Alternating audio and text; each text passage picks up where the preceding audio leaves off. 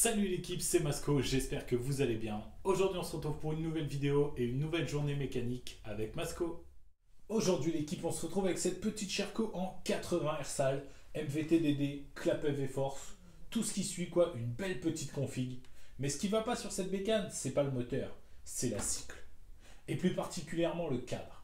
Il est fissuré à deux endroits et franchement moi j'ai jamais vu ça. Du coup, là, au programme, on va faire un démontage complet de la bécane. Et ensuite, je vais amener le cadre chez mon soudeur pour qu'il refasse ça proprement. Et je vais lui demander de faire des renforts parce que mon pote Max Max, il y va sur les wheelings et je pense que c'est ça qui a cassé son cadre.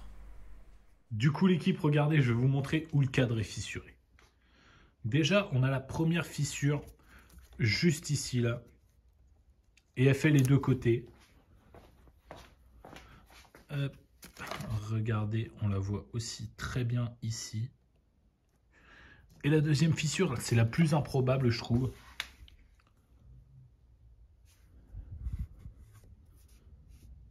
J'ai jamais vu ça, franchement, c'est hallucinant.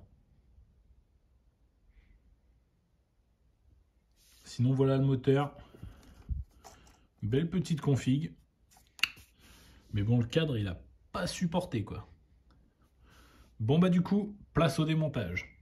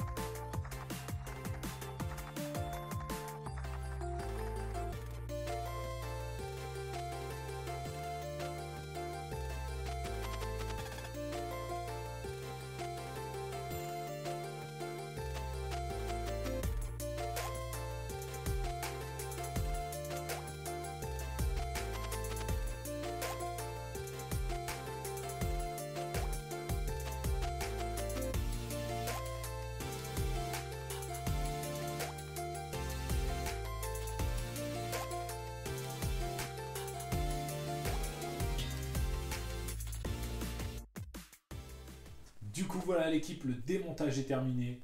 Tout s'est bien passé. C'est une moto qui est récente, donc il n'y avait pas de vis foirée, pas de boulons grippés, etc.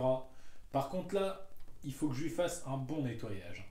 Parce que faire de la soudure comme ça, à tous les coups, la graisse mal brûlée, tout ça qui est un peu partout, ça peut prendre feu, donc c'est hyper dangereux. Donc, je vais nettoyer correctement mon cadre.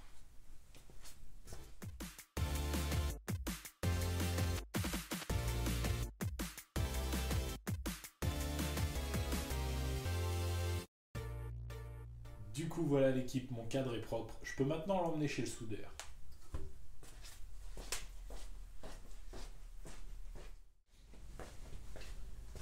Du coup, voilà l'équipe, le cadre de la Sherco est revenu de chez le soudeur et franchement, il a encore fait du super boulot. Venez voir, je vais vous montrer. Alors du coup, regardez. Donc là, au niveau de la colonne, il y a une soudure qui a été faite ici tout le long et là, derrière cette petite plaque, donc là où c'était cassé en fait. Et il y a eu une plaque de renfort qui a été mise comme ça des deux côtés, avec des belles soudures tout autour, pour que ça soit solide et que ça casse plus. Ensuite, sur le bas du châssis, donc à ce niveau-là, une belle petite soudure aussi. Par contre, je lui ai demandé de ne pas mettre de renfort parce que, comme on peut le voir ici, en fait, avec le passage du bras oscillant là, je me suis dit que on pouvait trop rien mettre. Du coup, voilà, en vrai, du très très beau travail de soudeur. Du coup, moi de mon côté, je vais attaquer le remontage complet de la moto.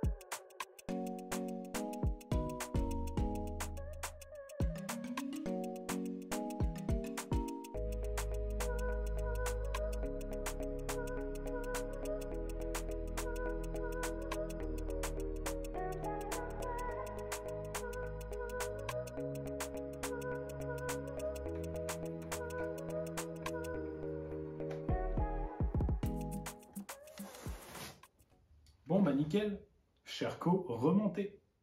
Du coup voilà l'équipe, le remontage de la Sherco est terminé. Et franchement, c'est l'une des seules 50 que j'ai jamais eu perso à moi.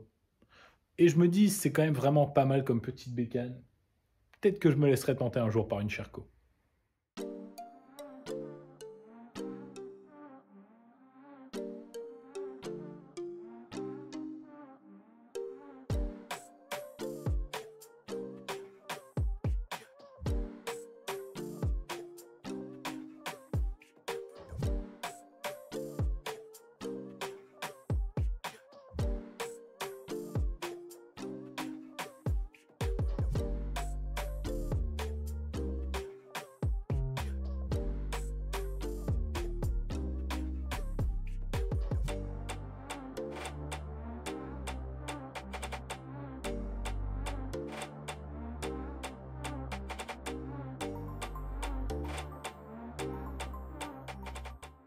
Et pour la deuxième partie de cette vidéo l'équipe, on va s'occuper du frein arrière de la HM.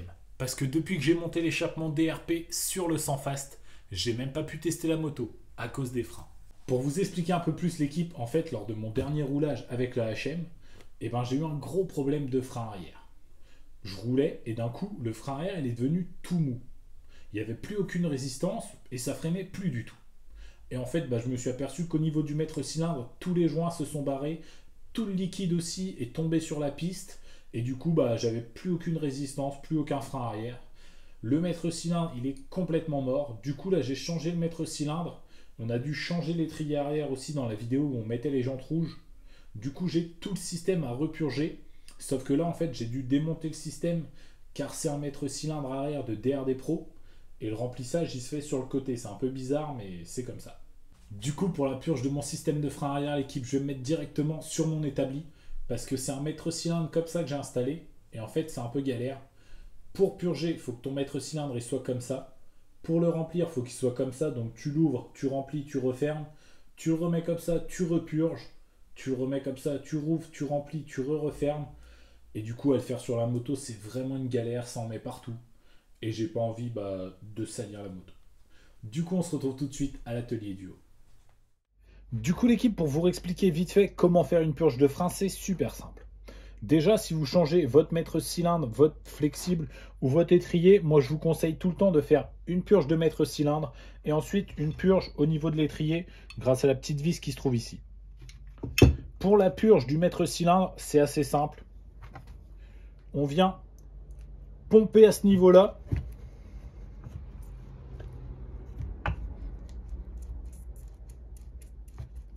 Comme si en fait on freinait avec la pédale de frein. Ensuite, on maintient enfoncé. Hop, on dévisse ici. Et tant que ça fait des petites bulles ou des petits comme ça, je suis désolé le bruitage il est. Et c'est qu'en fait le maître cylindre n'est pas purgé quand ça coule bien entre les deux joints en haut et en bas. C'est que le maître cylindre est purgé et c'est qu'on peut passer à la purge de l'étrier. Pour l'étrier, c'est pareil. On vient faire pression ici et ensuite on maintient ici. On dévisse cette petite vis là. On met une durite transparente au bout et comme ça, dès qu'il n'y a plus de bulle d'air qui sort, notre système de frein est purgé.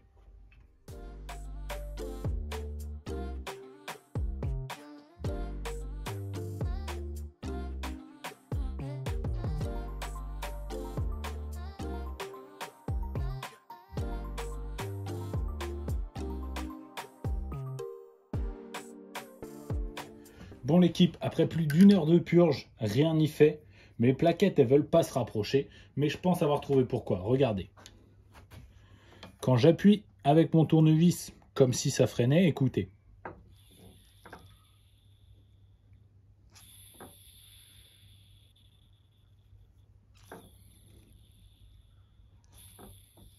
Je pense que ce maître cylindre là aussi, il a un problème au niveau des joints. Du coup, pour le frein arrière, je pourrais rien faire pour aujourd'hui parce que je n'ai malheureusement pas d'autre maître cylindre. Bon du coup malheureusement l'équipe, pour le frein arrière de la HM, comme vous avez pu le voir, ça va être très compliqué de faire quelque chose aujourd'hui. Du coup on va malheureusement s'arrêter là pour cette vidéo, pour cet épisode, je ne sais plus combien, de une journée mécanique avec Masco. J'en profite pour vous faire une petite annonce. Malheureusement, je ne serai pas présent à Salbris au Drag Day 1. Du coup, l'équipe, il y a plusieurs raisons qui font que je ne serai malheureusement pas présent au Drag Day 1 à Salbris. La première et la principale, c'est le fait que je travaille. Dans mon métier, on travaille le week-end, les jours fériés. On travaille beaucoup. Donc du coup, là, j'ai pas pu libérer mon week-end. La deuxième, c'est tout simplement que le moteur, il n'est pas réglé.